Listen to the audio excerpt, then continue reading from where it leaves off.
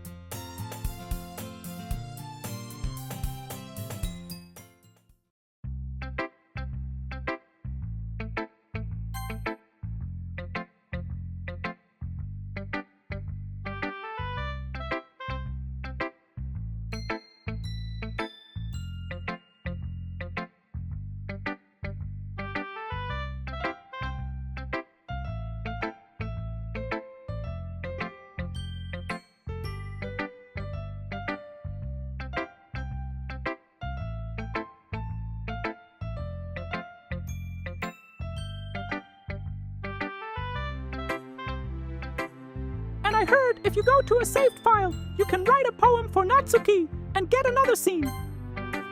This will take long, so listen to this Reddit story. When I returned from the war, my family exclaimed, "You survived!" I placed my military hat on the counter, confused. Yes, I've been due to come home for months. My mom stumbled back and grabbed the doorframe. My dad held my sister's hand while her face went ghost white. I locked eyes with each of them, and that's when I saw it. Disappointment, clear as day. They'd always seen me as the family regret, but I was hoping deployment would change that. I was just about to surprise them with my promotion of 300,000 when my dad butted in. "Son, maybe you should extend your deployment." Suddenly, all of my family's heads turned up in anticipation of my response. I can't. I was exposed to the burn pit, and it gave me a rare form of cancer. I only have 8 months left to live. As soon as the lie left my lips, I watched their reaction like a hawk. For a split second, I caught the sight of a smirk on every single one of their faces. "That's so sad," my sister blurted out, burying her face in her hands. "They better provide good death benefits at least," my mom said, rubbing my arm. "I think they give 400K to grieving families." That night, I pretended to sleep on the couch. From the kitchen, Mom, Dad, Cecilia, and her boyfriend Pender were talking. "His insurance pays out 400,000 when he goes," Mom said. "Pender, you can finally start your business," Cecilia added. "Cecilia's wedding will be fully funded," Pender responded. I smiled silently. You see, I'd heard dozens of horror stories in the military, and I knew that the best revenge was feeding into their delusions and letting them destroy themselves. Over the next few days, I played my part perfectly. I'd stumble into walls, I'd cough blood into tissues. When Pender mentioned wanting a new truck, I made sure to wheeze. I wish I could help, but that's when Dad's eyes lit up. "Actually, son, could you sign something for us? Just family paperwork." I pretended my hands were too weak to read it properly, but it was a $100,000 loan against my life insurance policy. Whatever helps the family, Dad. What they didn't realize was they'd just committed a federal crime. The real game began when Pender quit his job. He walked in carrying a cardboard box from his office. "Why work when we're rich in 5 months?" he announced, not knowing I was home. I listened as he replayed the phone call with his boss. "You lazy sack of shit. You didn't even bother checking my CV, and I faked half my degree and certifications." "Pender!" Cecilia fake scolded, giggling like a maniac. A few nights later at dinner, I decided to twist the knife. "You know," I said casually, pushing food around my plate, "the doctor said something strange today. My white blood cell count is improving. He said the cancer might not be as aggressive as..." Cecilia's fork clattered onto her plate. "What?" She cleared her throat, forcing a smile. "I mean, doctors can be wrong. Let's not get our hopes up." "Yeah," Pender added quickly. "False hope is cruel. We should prepare for the worst." I nodded slowly, but in the back of my mind, I thought about how I'd already spent my $300,000 bonus. The Mercedes AMG in storage. The downtown penthouse already furnished. Every day they thought I was at treatment. I was living my actual life. It almost made me feel guilty, until it was time for the funeral planning. Mom pulled out a literal binder. "We've picked your casket," she said, showing me the cheapest option. "And Cecilia's giving your eulogy. We told the funeral home home payment in full comes from life insurance, Dad explained. He'd also cashed out his entire 401k with a 40% penalty,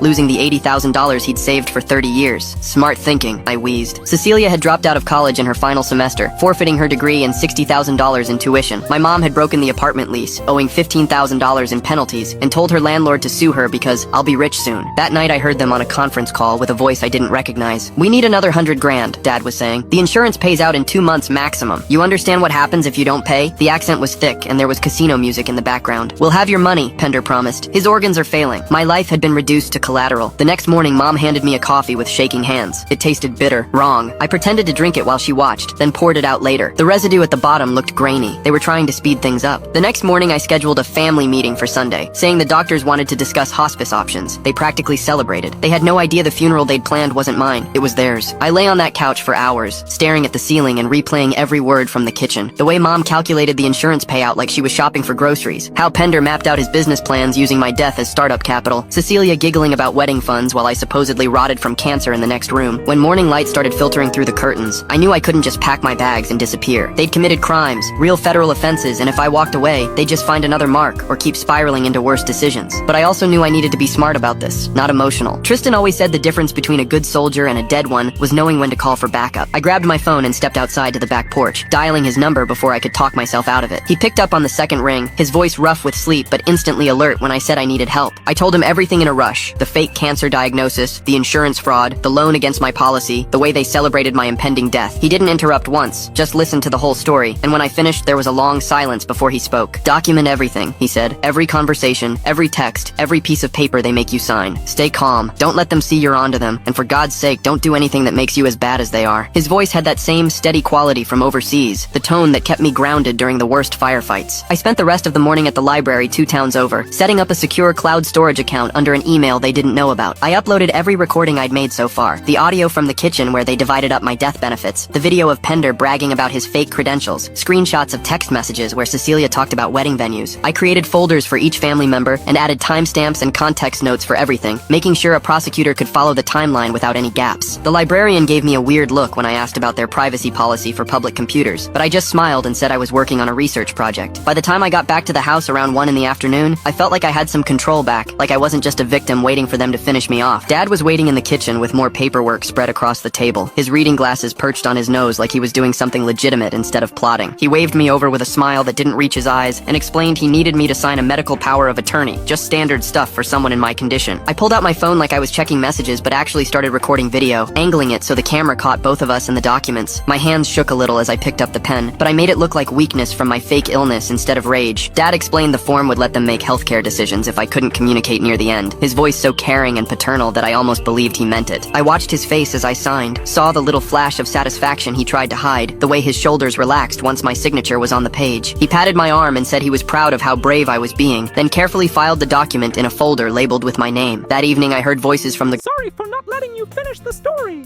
The background music low-key fire.